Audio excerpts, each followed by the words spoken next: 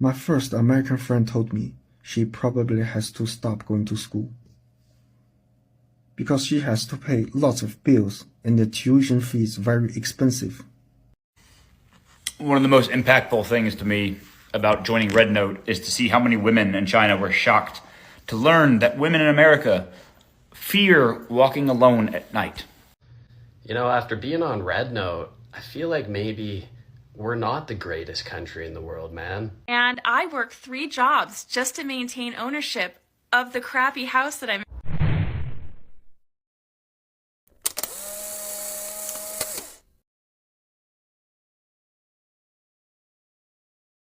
Hello everyone, welcome back to the channel. Today we are diving into two very different but equally thought-provoking experiences. First, a man shares his heartbreaking conversations with his first American friend about how expensive it is to get an education in the US. And secondly, a woman recounts her surprising and eye-opening solo trip to China, an experience that completely changed her perspective on safety as a solo traveler. Let's unpack this. My first American friend told me she probably has to stop going to school because she has to pay lots of bills and the tuition fee is very expensive. We talked a lot, and I feel she's nice, she's lovely, she's smart, she's educated. I just don't understand. How can US government waste such talented human resources like her? They're actually killing the hopes from young people of this nation. I'm very angry. Why those capitalists push American students so badly? You need to keep people survived first. Then you make money, okay? As the Chinese spy, I'm teaching you how the things work. Watch and learn. When I went to China in the summer for the first time, I stayed in the Guangzhou area, and I wasn't really sure if I should, really leave my hotel or not, but I was so surprised that everyone, including the women, were like, just letting you know, like, if you want to go somewhere, like, don't be worried. Obviously, like, they were so courteous and the people there were so helpful because I went there on a work trip as well. But they were like, you could literally go anywhere at night. You'll be fine. You'll be safe. And as a woman who, is traveling alone, that's not something that I naturally will do because I have an instinct to not do that. I grew up in Vancouver. I've been through LA a million times, all these kinds of places. And the number one thing they always tell you, especially as a woman traveling alone, is to be extra vigilant. Being in China was the first time that I did not have that extreme vigilance behind me, because going to big crowded areas, I noticed that everyone felt safe. There was no weird clutching, being close kind of feeling. Being in an area where there was 5 giant malls back to back, every single one of them had an Apple store, so they were huge malls. Not only was everything super clean, but as someone who grew up in North America and, has been to all the major cities as far as visiting and living in them, not all of them, I don't know why I said that, but has been to a lot of them, I could not mentally grasp the fact that there were no gates and bars and cops in this major area. My brain could not comprehend it. Looking at these buildings and being like, okay, so there's no gates that you have to close and make sure that no one breaks the window randomly at night. That is a foreign concept. Quite literally a foreign concept. One of the most impactful things to me about joining Red Note is to see how many women in China were shocked to learn that women in America fear walking alone at night. Fear walking alone at all, but mostly walking even in groups at night. Because it is so much safer in every city in China than anywhere in America. Women don't fear walking by themselves anywhere. They don't fear walking in the parking deck to get to their car or their bicycle. They don't walk in fear of men because it is safer in that country, because people take care of each other and the government, police actually do things for their citizens. That was the most impactful thing, I think, so far, is learning that and seeing how shocked women in China are about learning that about women in America. It is insane. After being on Red Note, I feel like maybe we're not the greatest country in the world, man. Like, you know, maybe people that live in other countries are happy. You know, maybe we're not number one. Maybe there is other countries out there that are actually cool and worth experiencing and learning about. Maybe there really is other countries that have stuff that we don't have. Maybe we're not number one, bro. I'm just having eye-opening conversations with people on Reddit where I was asked like 10 minutes ago, what do you eat? What do you eat for 3 meals a day as an American? And I had to be like, oh, I don't eat 3 meals a day. And they're like, why? And I was like, well, I can't afford to. I'm single and I work 3 jobs just to maintain ownership of the crappy house that I'm in now. So what I do is I wake up in the morning and I drink a cup of coffee and I take my medication that helps me not want to unalive myself during the day. And that also takes away my appetite. It gives it back for a brief moment, but between the depression and the medication, I usually don't want to eat. So it's okay. It's okay that I can't afford to eat because I don't want to most of the time anyway. And then for dinner, it's anyone's game. I take free stuff wherever I can. But most of the time I just try to like get something going in the slow cooker, like a roast and potatoes or carrots, something that will give me the bare minimum of protein and carbs to keep going. And they didn't know what to do with that. And then I was asked, is it true that you have to pay for ambulances over there? Like if you have a heart attack or something, like you have to pay to like be taken to the hospital in an ambulance. And that was an eye-opening conversation because I'm sitting here and it's the 7th year after the last time I was taken anywhere by ambulance, and I never paid that bill because it was for 11 miles and it was $19,000 7 years ago. And I never paid that, so I sort of had an internal celebration when it fell off my credit report, which they don't have in China.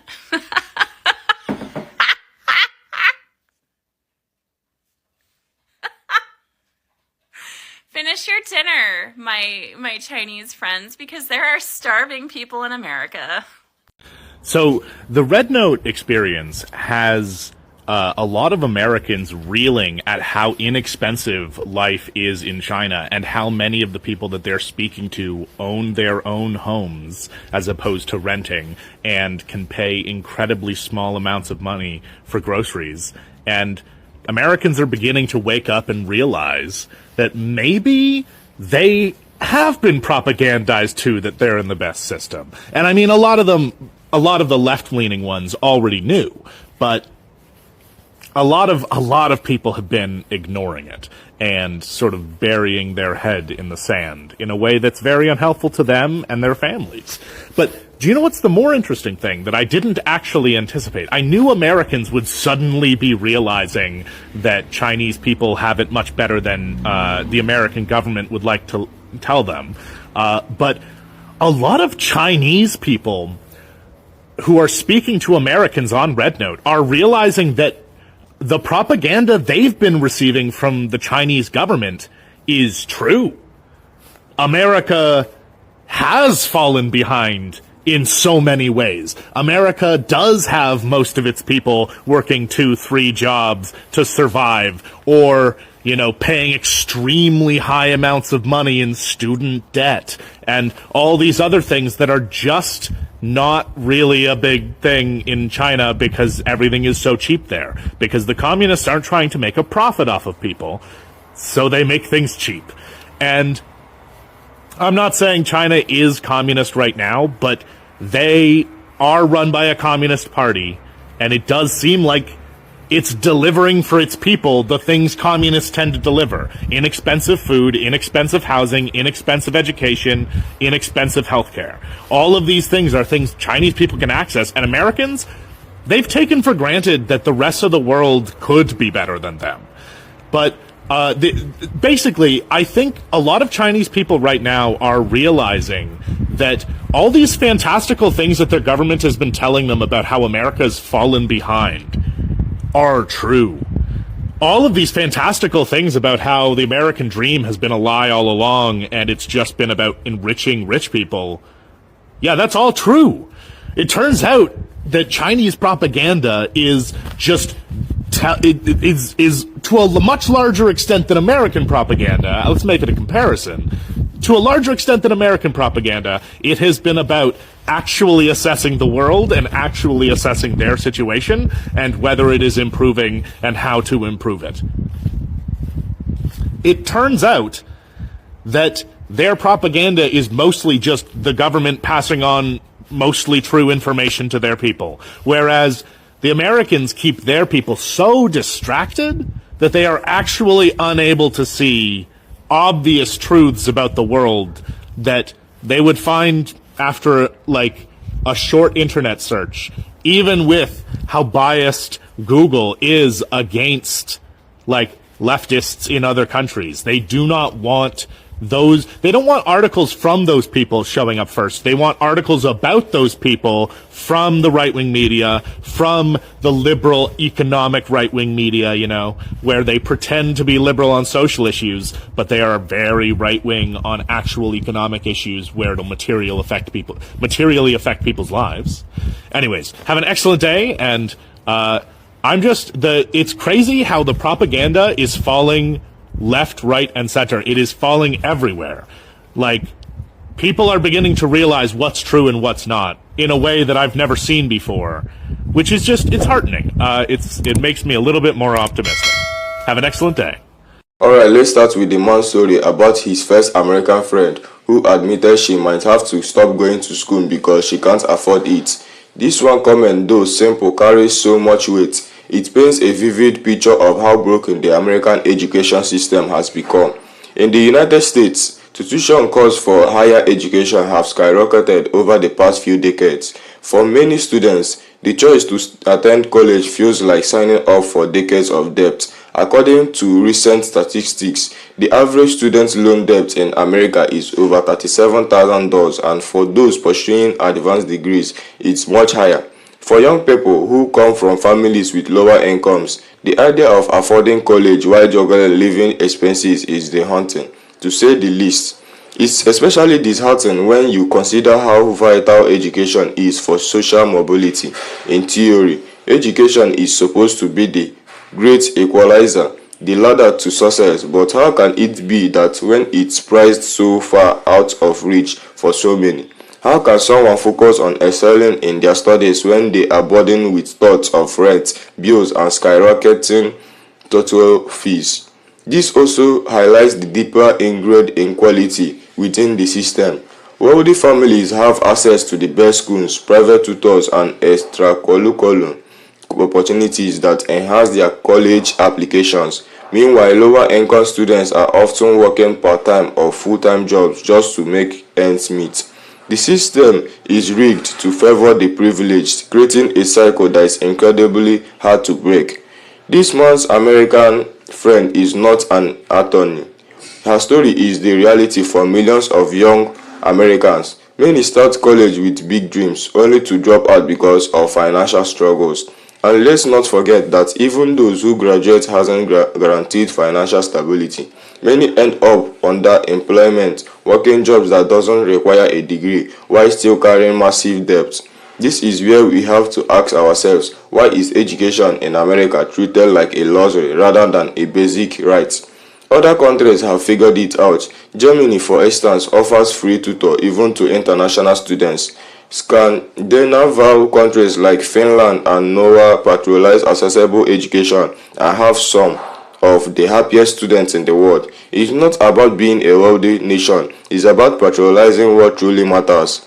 Now let's shift gears to the woman's experience traveling to China. Her story offers such a fascinating contrast to American narrative. Coming from North America, where personal safety is a constant concern, especially for women, it's remarkable that she felt so safe in Guangzhou. Let's break this down. In North America, women are often conditioned to navigate the world with extreme caution.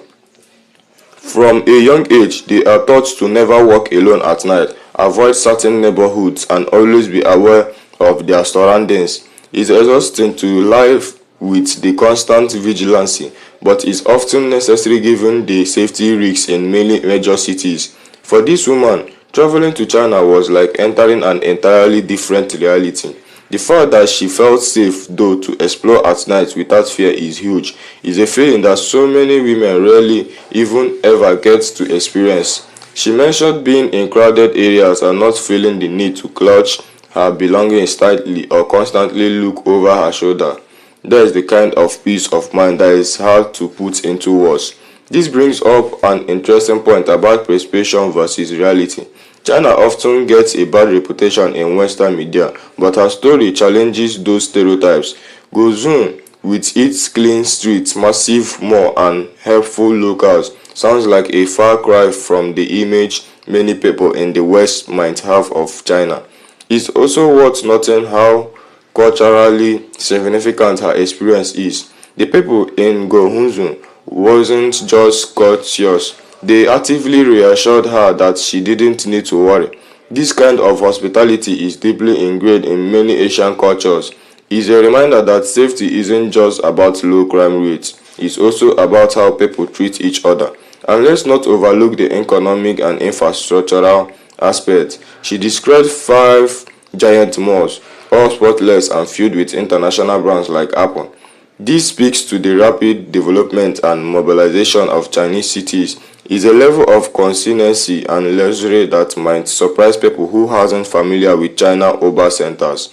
Now let's bring these two stories together. On one hand, we have a young American struggling to afford education in so-called land of opportunity. On the other hand, we have a woman feeling safer, more welcomed in a foreign country than she ever did in her own. These stories highlight a major flaw in the way we perceive progress and development. America is often held up as the gold standard, but these personal accounts reveal cracks in that image. Meanwhile, countries like China, which are often criticized, are proving that they can offer experiences that rival or even surpass what the West has to offer. This ties into the growing conversation sparked by apps like the Red Note. Americans are beginning to question that narrative they have been fed about other countries.